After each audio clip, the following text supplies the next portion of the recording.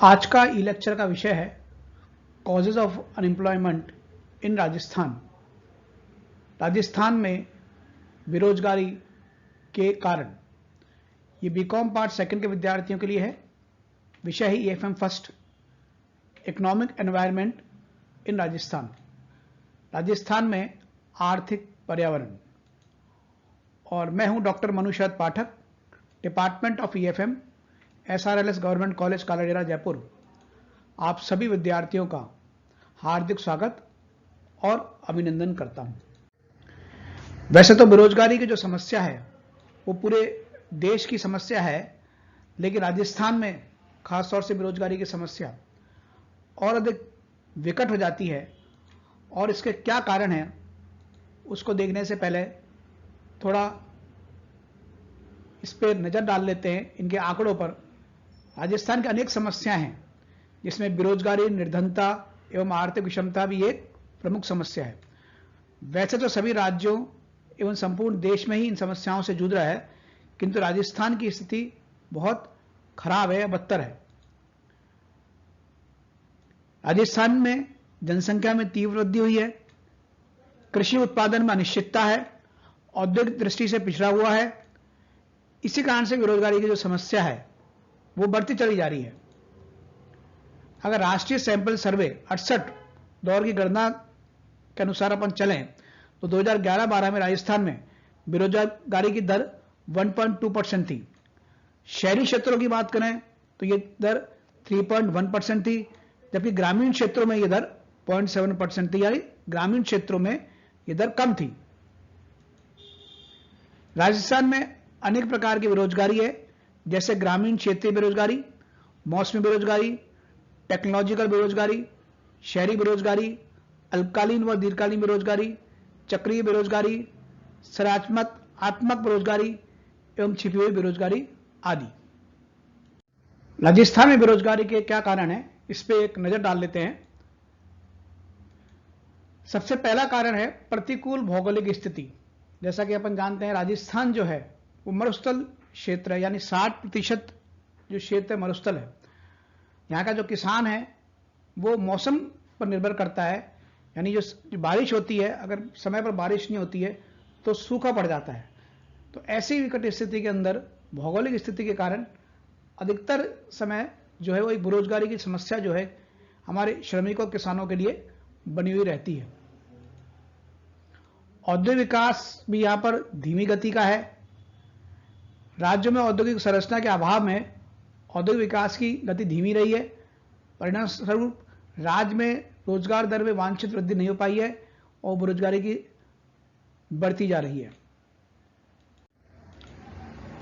लघु एवं कठोर उद्योगों का पतन हुआ है, क्योंकि लघु और जो कठोर उद्योग हैं वो किसी भी अर्थव्यवस्था में बहुत महत्वपूर्ण भूमिका निभाते हैं रोजगार के लिए, लेकिन जो पूंजी प्रधानता के कारण लघु एवं कठोर उद्योगों धीरे धीरे जो है उनका जो विकास है वो एक प्रकार से अवरुद्ध हुआ है। तो इसमें विकास की आवश्यकता है, इनको बढ़ावा देने की आवश्यकता है। जनसंख्या में वृद्धि दर बहुत अधिक रही है।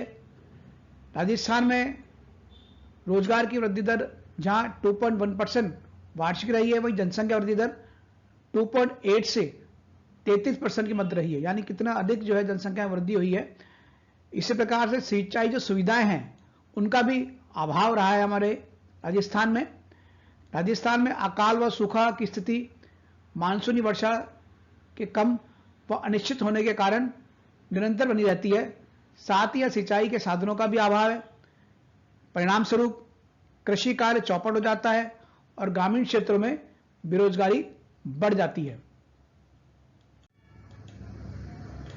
शिक्षा व्यवस्था भी इस प्रकार की नहीं है कि तुरंत जो है लोगों को रोजगार उपलब्ध हो जाए। तो इस प्रकार की शिक्षा व्यवस्था की नितांत आवश्यकता है। भारत में प्रचलित अंग्रेजी शिक्षा पद्धति रोजगार पर आधारित नहीं है।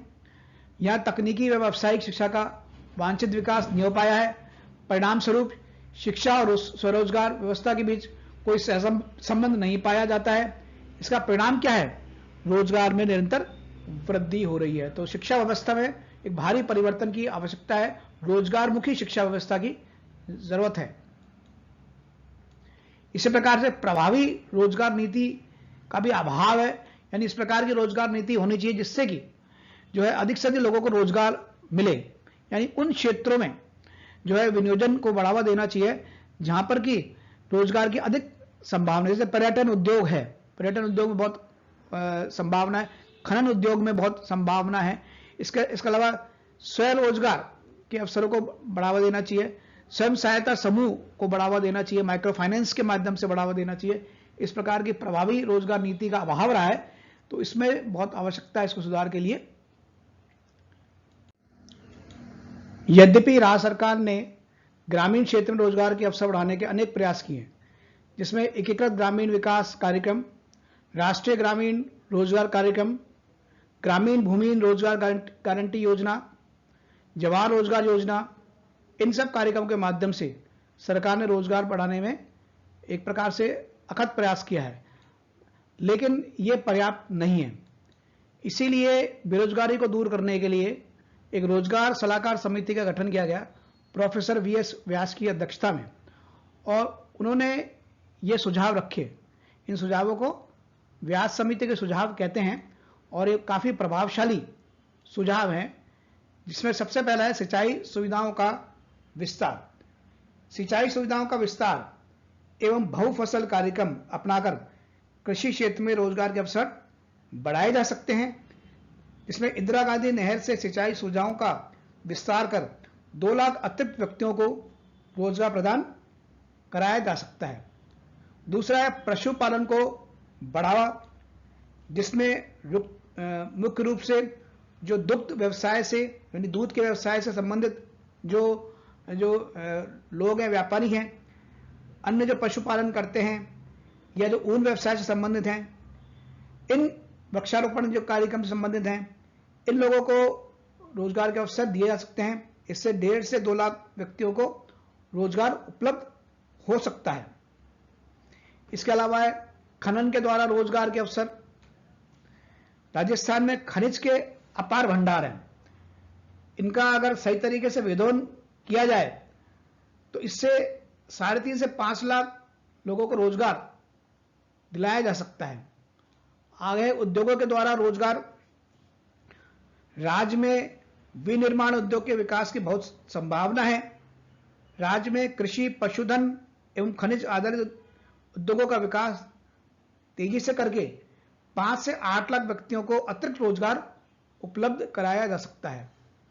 आगे है लघु एवं कुटीर उद्योगों को बढ़ावा। इसमें दस्तकारों, हस्तशिल्पी, जवाहर उद्योगों संबंधित रत्नों की कटाई, पॉलिश, संगमरमर, दरी, गलीचे, लकड़ी के खिलौने एवं सजावट के सामान आदि को बढ़ावा देकर 8 से 9 लाख अतिरिक्त लोगों को रोजगार उपलब्ध कराया जा सकता है। आगे पर्यटन विकास द्वारा रोजगार के अवसर को बढ़ावा देना। राजस्थान में पर्यटन विकास की बहुत संभावना है। देखिए अलग अलग जगह जैसे जोधपुर है, उदयपुर है, अजमेर है, जयपुर स्वयं है, जैसलमेर है, जहां पर पर्यटन बहुत अधिक मात्रा में आते हैं। तो पर्यटन के विकास कर उनको बढ़ावा देकर 1 से 2 लाख अतिरिक्त लोगों को रोजगार दिलवाया जा सकता है। आगे निर्माण कार्य को बढ़ावा देकर राज्य में विभिन्न प्रकार के निर्माण कार्य जैसे सड़कें, भवन, नहरें, बांध आदि को प्रोत्साहित कर 5 से 6 लाख नए रोजगार के अवसर उत्पन्न किए जा सकते हैं। और इसमें आखिरी सुझाव दिया है व्यापार, परिवहन एवं सेवाओं का विकास। इसमें जो है अगर इनका विकास किया जाए, इससे 14 से 15 लाख अतिरिक्त रोजगार के अवसर उत्पन्न किए जा सकते हैं। तो मुख्य रूप से 2015 तक जो व्यास समिति है उसमें उन्होंने कृषि क्षेत्र व वस्त्र, खनन क्षेत्र, निर्माण कार्य, स्वास्थ्य देखभाल, खाद्य, पर्यटन विकास, ऑटो कारीगर, रत्न व जवाहरात, दस्तकारी, ऑटो व इंजीनियरिंग, बैंकिंग व वित्तीय सेवाओं, सूचना प्रौद्योगिकी, खुदरा आदि जो क्षेत्र हैं इसमें रोजगार के अवसर बढ़ाए जा सकते हैं विनियोजन के माध्यम से, जिससे कि 83.23 लाख अतिरिक्त लोगों को रोजगार दिलाया जा सकता है। तो इस तरीके से ये विभिन्न प्रकार की जो है ये सुझाव हैं जिनको लागू करके जो है रोजगार के अवसर बढ़ाना संभव है। आप लोगों ने, विद्यार्थियों ने ये ई लेक्चर देखा जो कि कॉजेज ऑफ अनएम्प्लॉयमेंट इन राजस्थान पर आधारित था। बहुत बहुत धन्यवाद। उम्मीद है आपके लिए ये लाभप्रद रहेगा, खासतौर से बीकॉम पार्ट सेकंड के विद्यार्थियों के लिए। जय हिंद, जय भारत।